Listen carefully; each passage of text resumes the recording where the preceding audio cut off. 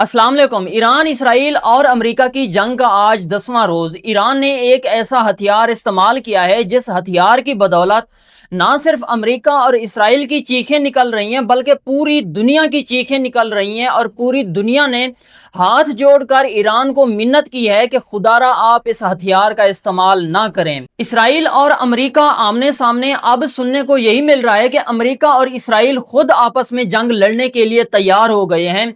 यह बहुत ही अहम डेवलपमेंट है। इसको समझना बहुत ही जरूरी है कि आखिरकार यहूदी और कुफार भी आमने सामने हो गए हैं और खदशा जाहिर किया जा रहा है कि इन दोनों के दरमियान जंग हो सकती है। ईरान ने अपने नए सुप्रीम लीडर का इंतखाब कर लिया है। नए सुप्रीम लीडर के इंतखाब होते ही डोनाल्ड ट्रंप का एक अहम बयान सामने आया है, जिस बयान को समझना बहुत ही जरूरी होगा और इस बयान से अंदाजा लगाया जा सकता है कि डोनाल्ड ट्रंप किस हद तक पागल हो चुका है।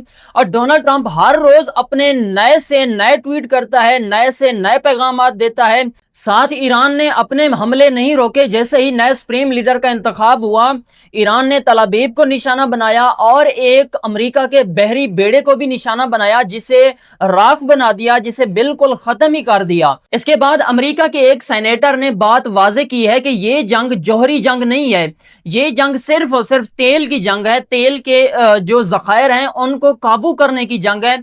इस पर भी आज हम तफसीलन बात करेंगे और आखिर में आज हमने तफसील से बात करनी है कि आने वाले दिनों में दुनिया के लिए कितना खतरा होने वाला है, ना सिर्फ पाकिस्तान के लिए बल्कि पूरी दुनिया के अंदर।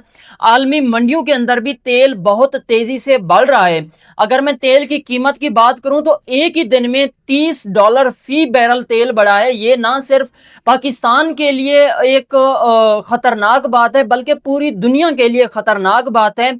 और इसके लिए पाकिस्तान ने क्या कदम उठाए हैं, आने वाले दिनों में हमें पाकिस्तान के अंदर क्या कुछ नया देखने को मिलेगा, इस पर भी आज हम तफसीलन बात करेंगे। इस पर जाने से पहले एक गुजारिश है, अगर आप चैनल पर नए हैं तो चैनल को सब्सक्राइब करें, साथ बेल आइकन को प्रेस करें ताकि खबरों का सिलसिला आप तक बआसानी पहुंचता रहे और साथ अपनी राय का इजहार कमेंट सेक्शन में जरूर किया करें। ईरान ने अपने नए सुप्रीम लीडर का इंतखाब कर लिया है, जो कि इमाम खुमैनी, इमाम खामनाई के बेटे हैं, जिनका नाम मुज्तबा खामनाई है। मशहद में इमाम रजा के मुकद्दस दरबार से ऐलान हुआ कि मुज्तबा खुमैनी ईरान के नए रहबर आला मुंतखब हो गए हैं। 88 रुकनी मजलिस ने यह फैसला किया। जैसे ही यह खबर फैली, लोग सड़कों पर निकल आए और ईरान की जितनी भी फौजी जमातें हैं उन्होंने भी बिलखसूस बाकायदा तौर पर ऐलान कर दिया कि हम अपने नए सुप्रीम लीडर के पैरोकार होंगे और हम इनके हुक्म के पाबंद होंगे। जैसे ही ये बात वायरल हुई, सोशल मीडिया पर वायरल हुई, इलेक्ट्रॉनिक मीडिया ने इसको कवर किया, तो डोनाल्ड ट्रंप का एक अहम बयान आया है।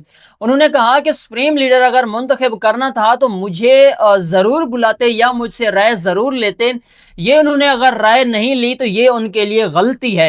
यानी आप यहां से अंदाजा करें कि पहले डोनाल्ड ट्रंप का ये तस्वुर था और ये उनकी धमकी थी कि अगर ईरान ने सुप्रीम लीडर मुंतखब किया तो हम उनको मार देंगे, शहीद कर देंगे।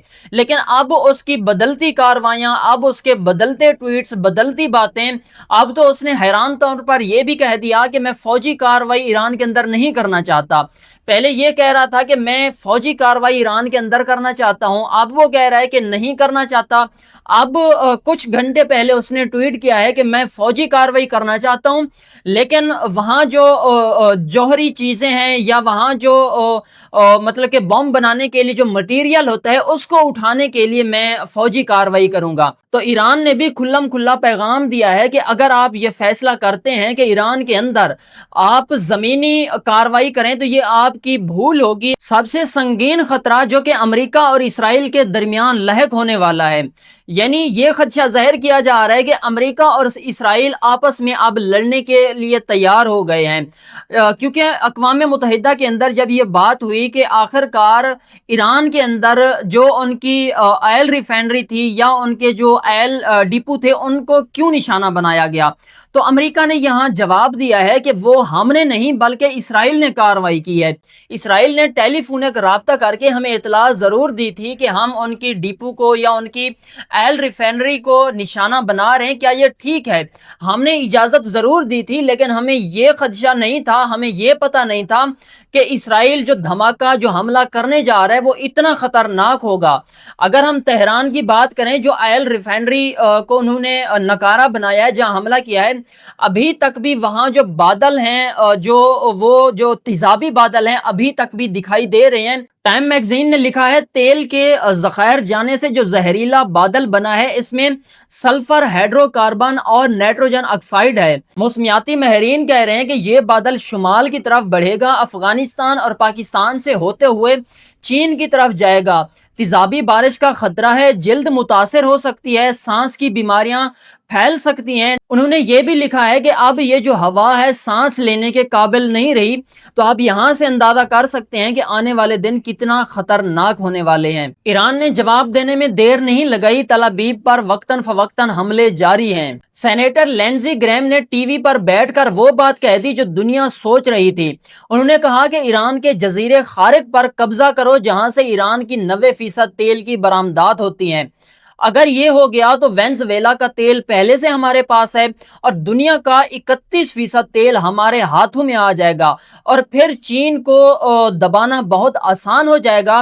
اب بتائیے کہ یہ جنگ جو کہ پہلے یہ لوگ کہتے تھے کہ یہ جوہری جنگ ہے اور یہ جو جنگ ہے صرف اور صرف اس لیے ہے کہ ایران کو ایٹمی قوت نہ بننے دیا جائے, تو اب آپ بتائیے کہ یہ جنگ کس صورتحال میں جا رہی ہے, کس چیز کا اس کے اندر زیادہ تر ذکر کیا جا رہا ہے. یعنی ان کا یہی تصور تھا اور ان کا یہی مائنڈ سیٹ تھا, پہلے سے انہوں نے یہ بات طے کر لی تھی کہ ہم نے ایران کے اندر جو ان کے تیل کے ذخائر ہیں ان کو قابو پانا ہے. نہ صرف یہ ایران کو قابو میں کرنا چاہتے ہیں بلکہ یہ پوری دنیا کو اپنے کنٹرول میں کرنا چاہتے ہیں. آپ کو یہ بھی پتا ہوگا کہ تقریباً زیادہ تر جو دنیا کے اندر تیل کی سپلائی ہے وہ ایران کرتا ہے. اگر ایران کے تیل کے ذخائر پر وہ قابو پا لیتے ہیں تو چین ایزلی ان کے قابو میں آ جائے گا, اور جب چین ان کے قابو میں آ جائے گا باقی ممالک تو بالکل ایزلی ہیں کہ وہ قابو کر سکتے ہیں. تو آپ یہاں سے اندازہ کر سکتے ہیں کہ ایران پر یہ جو حملہ ہے یہ حملہ اس صورت میں نہیں کیا گیا کہ ایران کو ایٹمی قوت نہ بننے دیا جائے, بلکہ اس صورت میں کیا جا رہا ہے کہ ان کے تیل کے ذخائر کو قابو میں کیا جائے اور ان تیل کے ذخائر کی مدد سے پوری دنیا کو قابو میں کیا جائے. اگر لبنان کی بات کریں تو دل بھاری ہو جاتا ہے. اس پوسٹ کے مطابق 5 لاکھ لبنانی بے گھر ہو چکے ہیں, 65 اسکول مٹی میں مل گئے ہیں, 32 اسپتال تباہ ہو گئے ہیں اور قومی بین الاقوامی میڈیا خاموش ہے.